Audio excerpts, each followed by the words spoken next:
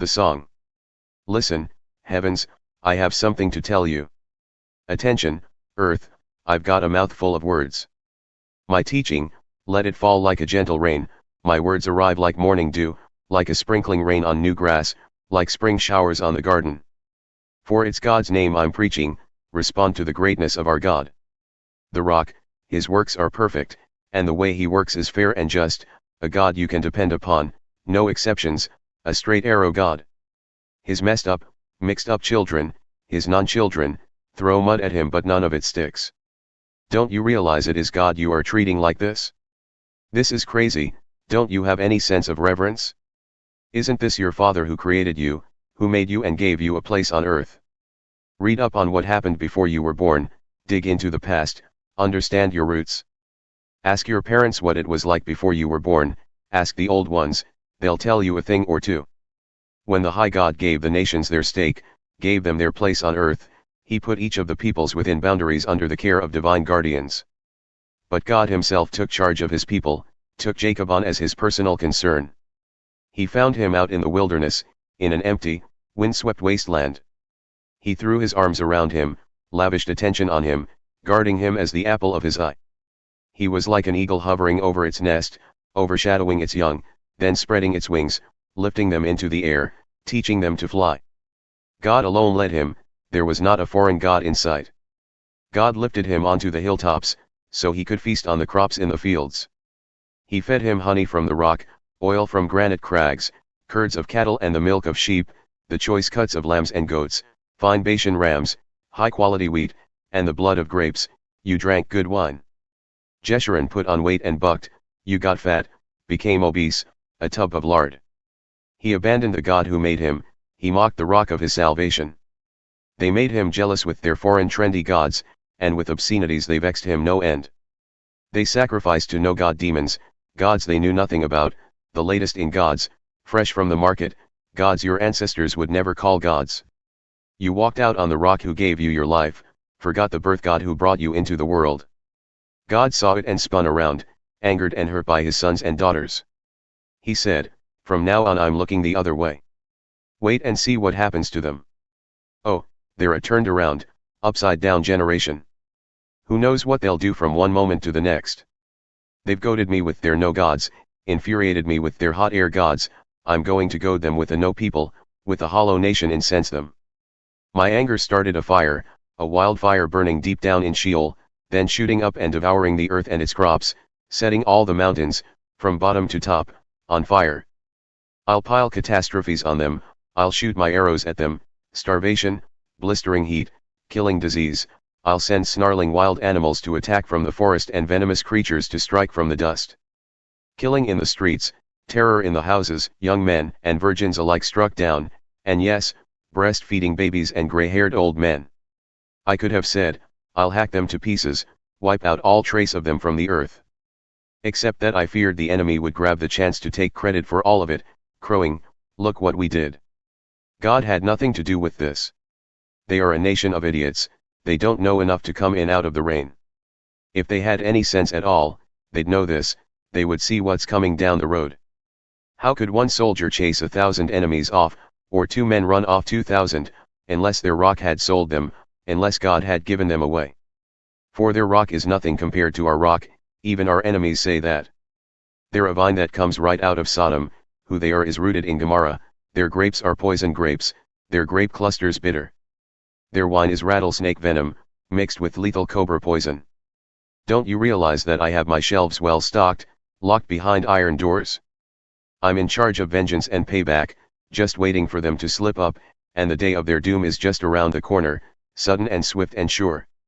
Yes, God will judge his people, but oh how compassionately he'll do it. When he sees their weakened plight and there is no one left, slave or free, he'll say, so where are their gods, the rock in which they sought refuge, the gods who feasted on the fat of their sacrifices and drank the wine of their drink offerings? Let them show their stuff and help you, let them give you a hand. Do you see it now? Do you see that I'm the one? Do you see that there's no other God beside me?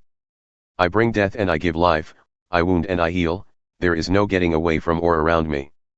I raise my hand in solemn oath, I say, I'm always around. By that very life I promise, when I sharpen my lightning sword and execute judgment, I take vengeance on my enemies and pay back those who hate me. I'll make my arrows drunk with blood, my sword will gorge itself on flesh, feasting on slain and captive alike, the proud and vain enemy corpses. Celebrate, nations, join the praise of his people.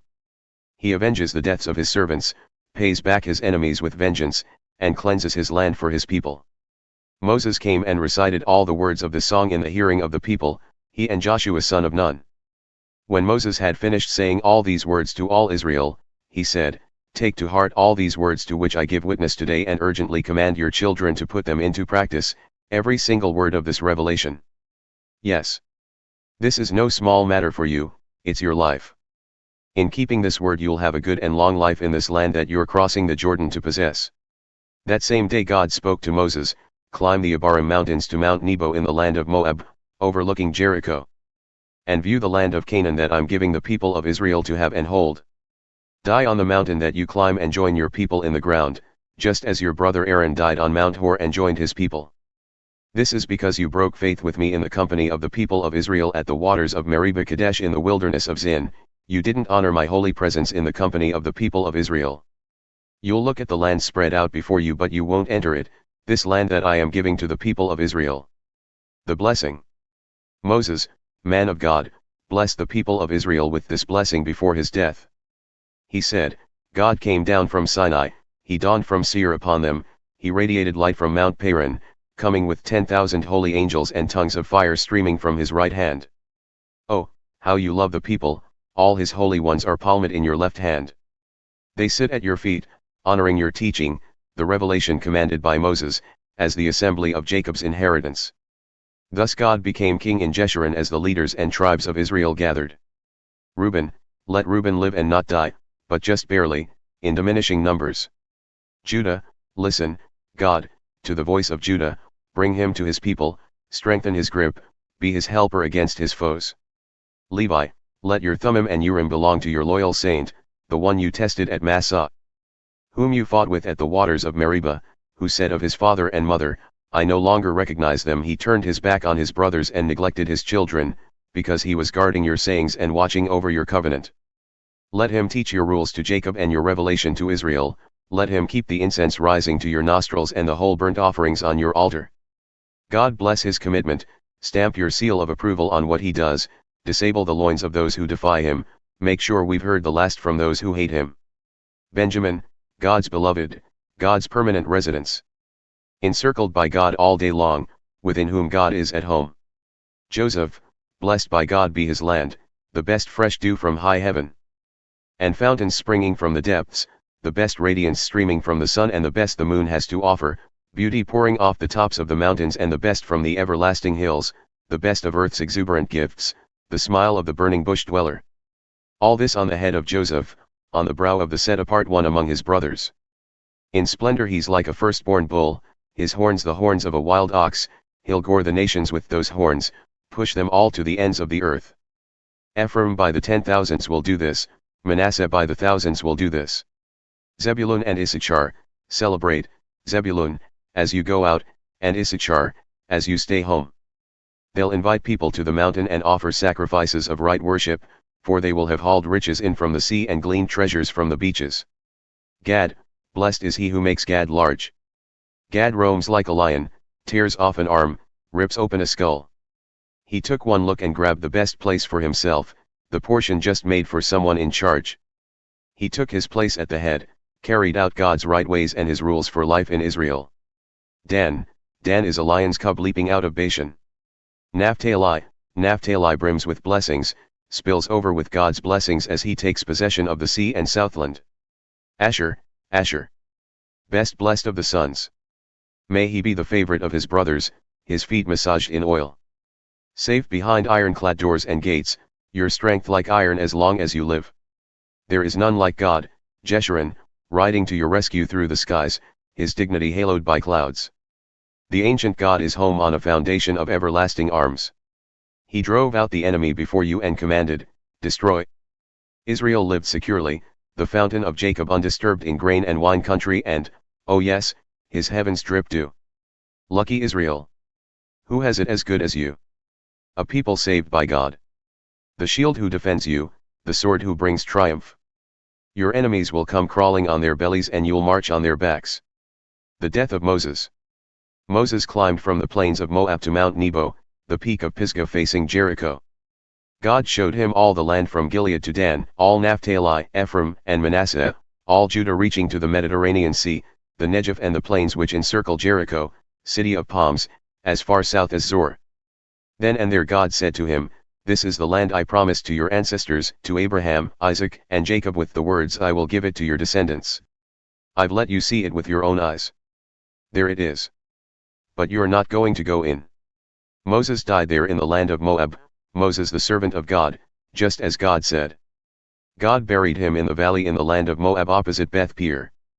No one knows his burial site to this very day. Moses was 120 years old when he died. His eyesight was sharp, he still walked with a spring in his step. The people of Israel wept for Moses in the plains of Moab 30 days. Then the days of weeping and mourning for Moses came to an end. Joshua son of Nun was filled with the spirit of wisdom because Moses had laid his hands on him. The people of Israel listened obediently to him and did the same as when God had commanded Moses. No prophet has risen since in Israel like Moses, whom God knew face to face.